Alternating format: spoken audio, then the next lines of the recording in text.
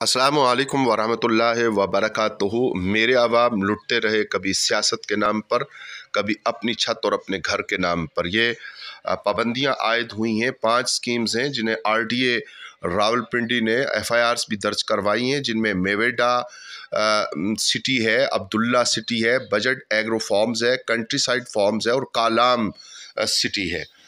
इन पे FIRs दर्ज हुई हैं और लोग धोखा तो खा चुके, मज़ीद धोखा न खाएं। इसी तरह ये ख्वाब दिखाए जाते रहे और इस्लामाबाद की 12 सोसाइटीज़ पे पाबंदी आयद की है। Registrar cooperative housing society Islamabad में, जिनमें IB employees Gulberg green, federal employees housing, federation corporation, servicing corporation Islamabad, farming, NA employees, cabinet division employees, MO interior employees और civilian employees, senate secretariat employees, CBR employees और Pakistan medical cooperation की societies शामिल हैं।